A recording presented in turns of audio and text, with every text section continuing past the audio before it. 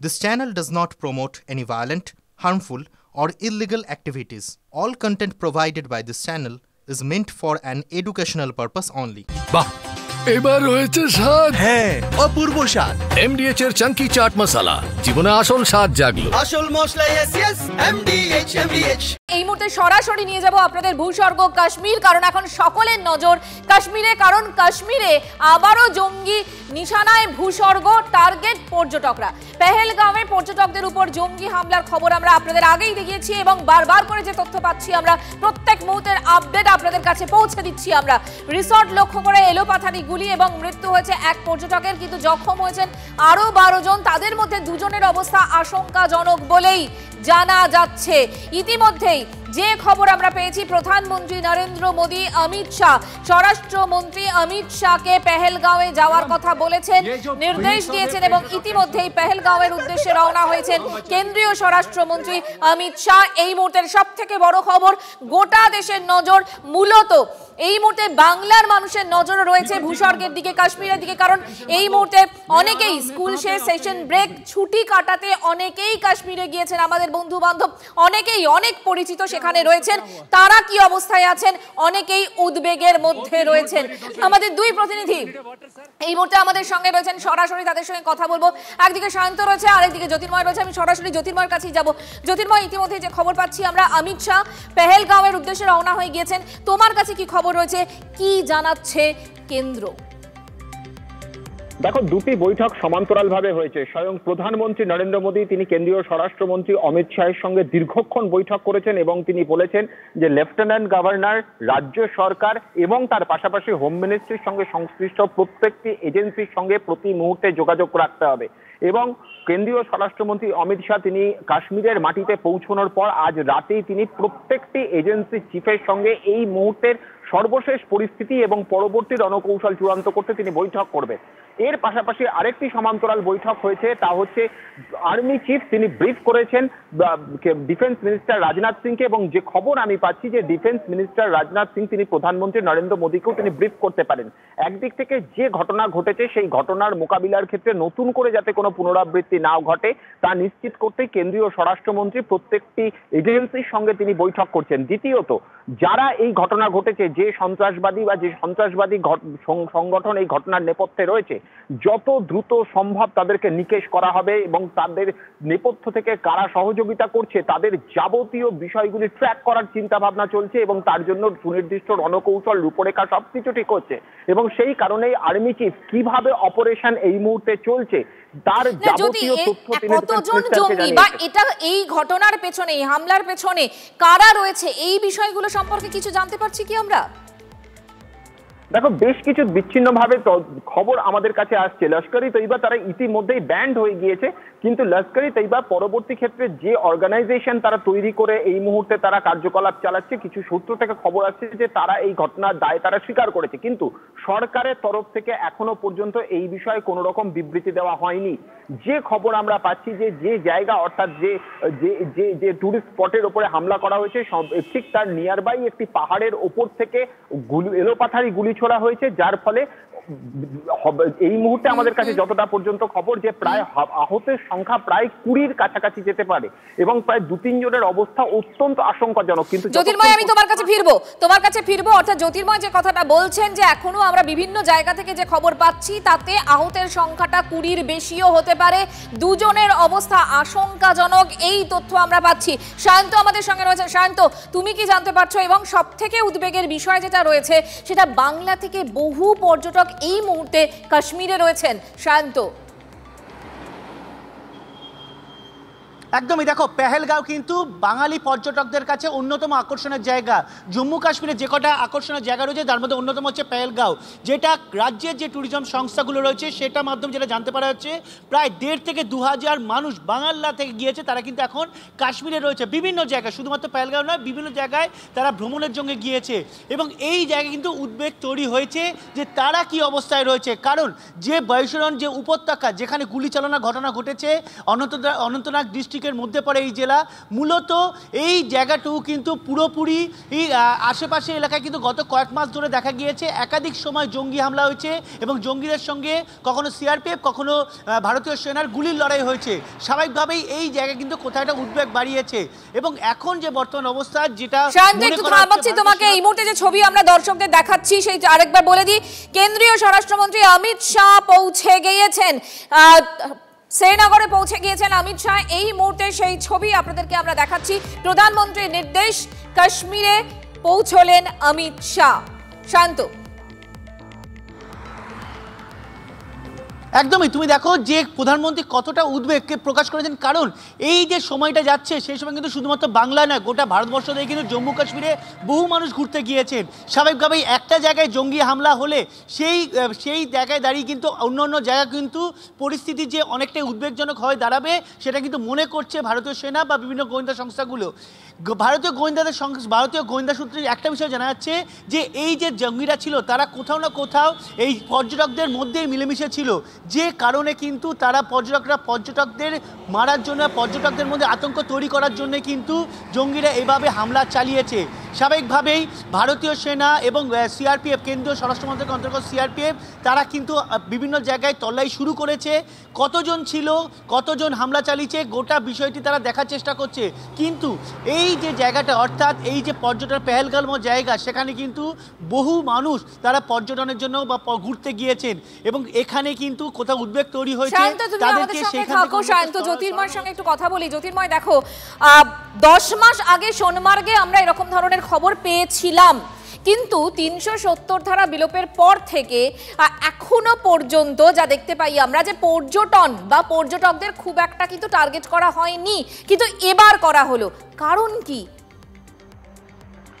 দেখো, 370 ধারা প্রত্যাহার শুধু নয়, তার আগেও যদি আমরা দেখি যে কাশ্মীরের সন্ত্রাসবাদের যে ইতিহাস, সেখানে কিন্তু বরাবরই পর্যটকদের ওপর কোনোভাবে হামলা করা হয়নি। এবং এই হামলা না করার কারণ যেটা হচ্ছে, যারা সন্ত্রাসবাদী সংগঠন তারা বারবার ধরে যে কথা তারা দাবি করেন যে তারা কাশ্মীরের স্বার্থে নাকি তারা লড়াই করছেন। এবং এই কাশ্মীরের স্বার্থের ক্ষেত্রে প্রাথমিকভাবে যে বিষয়টি আসে তা হচ্ছে যে কাশ্মীরের মানুষের রুটি রুজি, তাদের আর্থিক সামাজিক পরিকাঠামোকে সুরক্ষিত করা। যখন সরাসরিভাবে পর্যটকদের উপর হামলার ঘটনা ঘটছে, স্বাভাবিকভাবেই পর্যটকদের সংখ্যা এবার উল্লেখযোগ্য হারে কমতে পারে, কারণ তাদের মধ্যে একটি আশঙ্কার বাতাবরণের জায়গা তৈরি হবে। আপাতভাবে সূত্র মারফত যে খবর আমাদের কাছে আসছে যে এই যে বিচ্ছিন্নতাবাদী সংগঠনগুলো রয়েছে, যারা সেখানে দীর্ঘদিন ধরে কাজ করছে, যারা অনুপ্রবেশ করে আসছে এবং যারা এই বিচ্ছিন্নতাবাদী সংগঠনগুলোর মদত নিয়ে সেখানে বেস তৈরির চেষ্টা করছে, একটা চাপা ক্যাম্পেইন দীর্ঘদিন ধরে চলছে যে 370 ধারা রদের পর কাশ্মীরের মাটিতে যেভাবে অন্যান্য রাজ্য থেকে লোক আসছে, তাতে কাশ্মীরের যে বিভিন্ন ইন্ডাস্ট্রি বা কাশ্মীরের যে ব্যবসা বাণিজ্য সবকিছুর লাভ যারা অকাশ্মীরি তাদের হাতে চলে যাচ্ছে। ফলত যারা ভূমিপুত্র যারা সেখানে রয়েছেন তাদের হাতে এই যাবতীয় ক্ষমতাগুলো কুক্ষিগত থাকা প্রয়োজন বলে একটা চাপা প্রচার চলছিল। কিন্তু যে হামলা, যে আঘাত আজকে হলো, তা কিন্তু সরাসরিভাবে কাশ্মীরের অর্থনীতির মেরুদণ্ডে গিয়ে সরাসরিভাবে আঘাত করবে। দ্বিতীয়ত আরেকটি বিষয় রয়েছে, তা হচ্ছে যে সময় এই হামলা করা হচ্ছে ঠিক আর মাত্র কয়েক মাস হাতে রয়েছে। যে খবর আমাদের কাছে এখনো পর্যন্ত সরকারি তরফ থেকে আসছে যে 3রা জুলাই থেকে অমরনাথ যাত্রা শুরু হচ্ছে, ঠিক তার আগে আজকে যখন হামলা হচ্ছে এবং গত কয়েকদিন আগে স্বয়ং কেন্দ্রীয় স্বরাষ্ট্রমন্ত্রী এই অমরনাথ যাত্রার আগে এখনো পর্যন্ত নিরাপত্তা পরিকাঠামো কিভাবে ঢেলে সাজানো প্রয়োজন তা নিয়ে রিভিউ মিটিং করে এসেছেন। ঠিক তার আগে এই ধরনের হামলার ঘটনা সরকারকে মেসেজ দেওয়ার উদ্দেশ্য অবশ্যই, কিন্তু তার পাশাপাশি সামগ্রিকভাবে কাশ্মীরের একদম জ্যোতির্ময়, অর্থাৎ এই মুহূর্তে দাঁড়িয়ে যদি আমরা বলি তাহলে জম্মু কাশ্মীরের মেরুদণ্ড, অর্থনীতির যে মেরুদণ্ড, তার উপর কিন্তু একটা বড় ধাক্কা, কারণ মূলত জায়গাটা রয়েছে তো হচ্ছে রুটি রুজির জায়গাটা রয়েছে হচ্ছে পর্যটন এবং পর্যটকদের ওপর হামলা। এরপর কি, কারা এর পেছনে? শান্ত, কোনো খবর পাচ্ছি আমরা?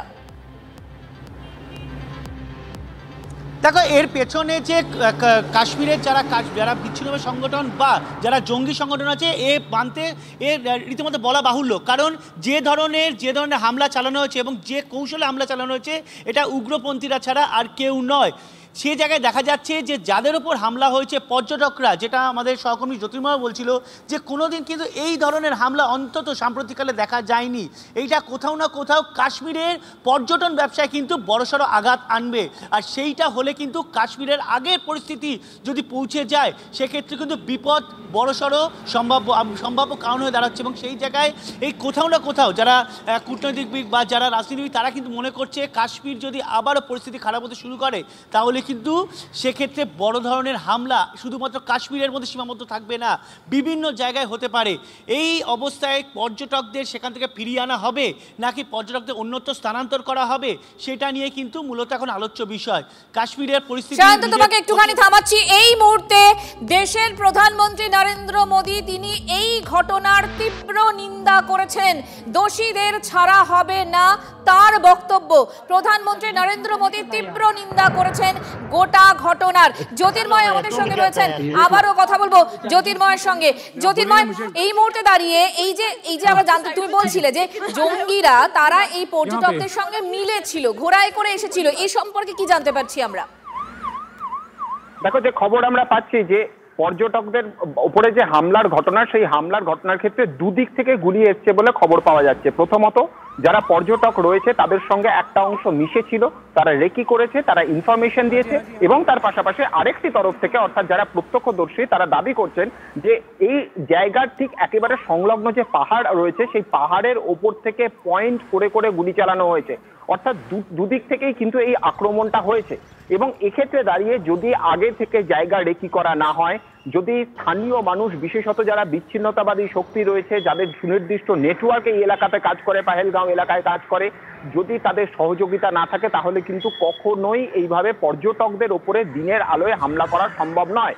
এর আগে আমরা যে কটা হামলার ঘটনা দেখেছি, নিরাপত্তা রক্ষীদের উপরে, সেনাবাহিনীর উপরে হামলা হয়েছে এবং একেবারে গা ঢাকা দিয়ে থেকে তারা হামলা চালিয়েছে, কিন্তু এবারে কিন্তু একদম দেখা যাচ্ছে যে পাহাড়ের ওপর থেকে তারা হামলা করেছে এবং হামলা করে তারা সঙ্গে সঙ্গে সেখান থেকে সরে গিয়েছে।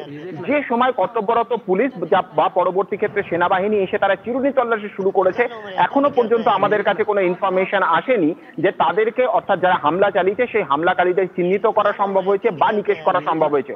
অর্থাৎ এসকেপ রুট কোনটা সেটা তারা প্রথম থেকেই আগে ছকে নিয়েছে এবং সেই ব্লুপ্রিন্ট তৈরি করেই তারপর কিন্তু তারা হামলা চালিয়েছে।